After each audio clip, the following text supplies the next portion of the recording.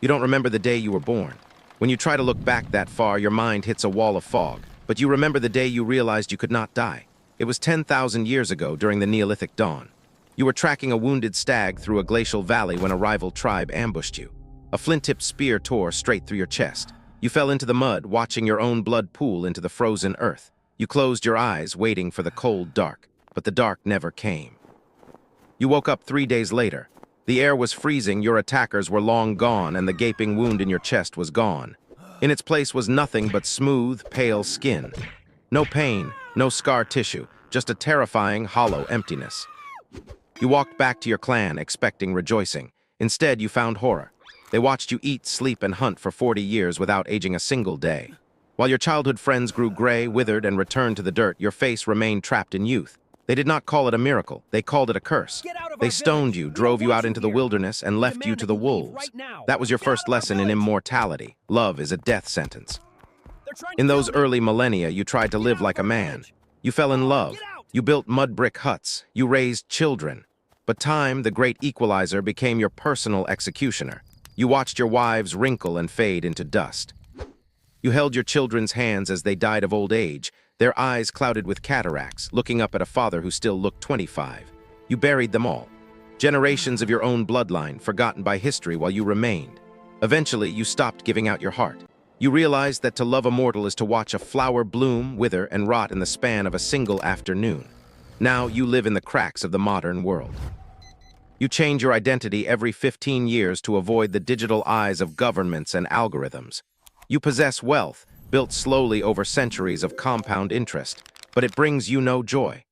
Money is just paper to someone who remembers when humanity had not invented numbers yet. You sit in your apartment, surrounded by relics. You own a coin minted by Alexander the Great. You remember the smell of his horse's sweat. You own a sketch given to you by a young, starving painter in Florence named Leonardo. But your greatest enemy is not the government or exposure. It's your own brain. The human mind was never designed to hold 10,000 years of data. Memories are slipping. You can no longer remember the face of your very first child. You are a walking graveyard of dead empires, dead languages, and dead gods.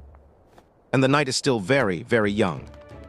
As the millennia crawled by, you watched humanity do something incredible. They stopped hiding in caves and started building empires. You stood in the Fertile Crescent and watched the mud turn into brick and the brick turn into palaces. To them, these cities were eternal. To you, they were sandcastles built too close to the tide. You tried to blend in. You became a merchant in Ur, a scribe in Alexandria, a philosopher in Athens. You accumulated wealth effortlessly because you could buy a plot of worthless dirt and simply wait 200 years for it to become the center of a bustling trade hub. But with civilization came humanity's favorite pastime, war. You could not escape it. Eventually, every empire demands that its young men fight, and when you look 25 for 3 centuries straight, people start asking questions if you do not enlist. So you became a soldier. You marched with the pharaoh's chariot divisions. You stood in the terrifying bronze wall of a Greek phalanx. You didn't fight for glory or country or gods. You knew all of them would be forgotten in a few hundred years anyway. You fought because it was the only time you felt awake. In the chaos of the shield wall, surrounded by mortality, you felt a bizarre jealousy for the men dying around you. They had an escape. You didn't. Keeping your secret on a battlefield was a nightmare. In the siege of Tyre, a catapulted boulder crushed your lower half to dust. Your comrades screamed, moving on to the next breach. But an hour later, as the smoke cleared, you crawled out from under the rubble, your bones knitting together with sickening, supernatural speed. You walked back into camp completely whole, covered in blood that wasn't yours anymore. The soldiers didn't cheer. They backed away, crossing their fingers to ward off evil. You realized that even in an age of superstition, where people believed in monsters and gods, you were still too monstrous for them to accept. You learned to stop fighting on the front lines. Instead, you became the shadow behind the throne. You realized that if you couldn't be a man, you could at least be a kingmaker. You funded Rome's rise from a swampy republic to a global superpower. You advised generals, whispered strategy into the ears of emperors, and poisoned the cups of tyrants who grew too greedy. You thought you could guide humanity towards something better, but you were wrong. No matter how much wisdom you gave them, the cycle never changed. Empires rose, grew arrogant, bled out, and collapsed. By the time Rome burned, you didn't even bother to help put out the fire. You just packed your journals, walked out of the gates, and waited for the next dark age to begin. After the fall of the old empires, the world went dark. And in the dark, humanity doesn't look for logic, they look for monsters. The middle centuries were the most dangerous time of your existence. In the past, people thought your eternal youth was a blessing or a localized curse. But under the shadow of the medieval church, failing to age wasn't just strange, it was heresy. If your neighbors noticed that you hadn't gained a single wrinkle in 30 years, they didn't think you were a god. They thought you had signed your name in blood in the devil's book. You learned to run before the whispers started, but in a small German village in the late 1500s, your luck ran out. The local inquisitor pointed his finger at you. They tied you to a wooden stake in the town square and set the wood beneath your feet on fire. You braced yourself for the agony. Your skin blistered, your lungs filled with smoke, and your consciousness faded into ash. The crowd cheered, thinking they had cleansed the earth. But hours later, when the town went to sleep and the embers turned gray, you stood up from the ashes. Your body had fully regenerated from the charcoal. You walked out of the square completely naked, leaving nothing behind but a pile of melted chains and a village that would whisper about a ghost for the next 2 centuries. Europe had become too small, too crowded, and too paranoid. Every village kept records, every church tracked births and deaths. The digital age hadn't arrived yet, but the ink traps were already closing around you. So when rumors reached the docks of a new world, across the Atlantic Ocean, you bought passage on a creaking wooden caravel. You spent months at sea, watching mortal sailors die of scurvy and starvation around you. They prayed to the heavens for land. You just stared at the horizon, praying for a continent big enough to hide in. When your boots finally touched the shores of the Americas, you didn't #39 stay in the colonial settlements. You walked straight into the untamed, deep wilderness. For the first time in thousands of years, you felt peace. There were no kings to advise, no taxes to pay, and no mobs with torches.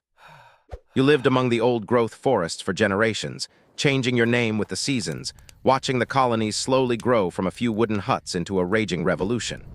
You realized that humanity was expanding faster than ever before. The wilderness was shrinking, and you knew, deep down, that the era of easily hiding from your fellow man was coming to an absolute end. For 9,900 years, hiding was easy. If a local king got suspicious, you just packed your bags, walked across a border, and changed your name. There were no databases, no photos, no fingerprints. But then the 20th century arrived, and with it the death of anonymity. Within a few decades, humanity built a web of copper and silicon that wrapped around the entire globe. Suddenly, you weren't just a face in a crowd anymore. You were a data point. The trap snapped shut quietly. It started with birth certificates, then social security numbers, then biometric passports. You hit your first real crisis in the 1990s. You went to renew a forged driver's license. The clerk looked at your face, then looked at your paperwork from 30 years prior. The photo from 1960 matched your face in 1990 perfectly. Not a single gray hair, not a single wrinkle. The clerk frowned. You saw her hand move toward the phone to call security. You didn't #39 argue. You turned around and ran. You abandoned your house, your bank accounts, and your life. You realized your second fundamental truth of the modern era. In a world that logs everything, a man who never changes is an impossibility. Now it's the year 2026. The wilderness is completely gone, replaced by smart cities. Every street corner has a camera. Every camera is connected to a central AI algorithm running facial recognition. You can't use a credit card because your facial scan won't match the age on the government registry. You can't rent an apartment because you don't exist on the grid.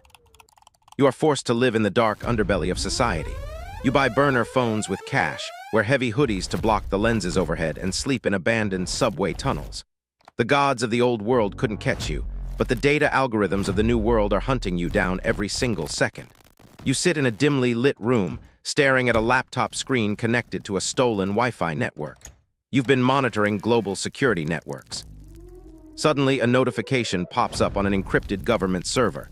It's a flag. An anomaly detection AI has noticed a strange pattern in historical photography. It has matched a photo of a soldier in the American Civil War, a merchant in Victorian London, and a pedestrian in modern-day Tokyo. The facial geometry is identical. The AI has labeled the file, Subject 0. A heavy knock shatters the silence of your room.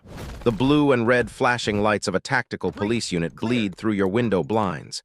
They didn't find you because you committed a crime. What? They found you because you committed the ultimate sin against nature. You survived. They broke through the door with their biometric tracking and non-lethal weapons, expecting a cornered animal. But they forgot who they were hunting. You didn't survive 10,000 years of human brutality by being caught in a concrete box. You were gone before the first siren even turned the corner. You didn't run to another city. You didn't try to forge another identity. You realized that the game humanity built, the game of registries, bank accounts, and digital tracking, was no longer a game you wanted to play. You walked north, past the borders, past the cell towers, past the last outposts of civilization where the algorithms lose their sight. You went to a place where the only cameras are the unblinking stars and the only database is the ice. For the first time in centuries, the constant digital noise in your head stops. Your phone is sitting at the bottom of the Pacific Ocean. Your wealth is frozen in untraceable accounts that will baffle forensic accountants for the next 100 years. You are finally off the grid. You are a ghost once again. You sit on a shelf of ancient glacial ice, looking up at the universe. You realize that this digital empire humanity is so proud of, this world of internet, space travel, and artificial intelligence, is just another phase. You saw the Stone Age rise and die. You saw the Bronze Age bleed out. You watched Rome turn to ash. This modern world will inevitably face its own horizon. Eventually, the servers will go dark. The concrete cities will crumble and the green forests will reclaim the highways. And you will be there to watch it happen. You aren't running from humanity, you are simply outweighting them. Mortal men spend their entire tiny lives chasing legacy, trying to build things that last, terrified of the dark. But you understand the ultimate truth of existence. True power isn't about owning the world or being remembered by history. True power is time. You take a deep, slow breath of the sub-zero air. You close your eyes, lean your head back against the ice, and prepare to take a very long nap. After all, you have nothing but time.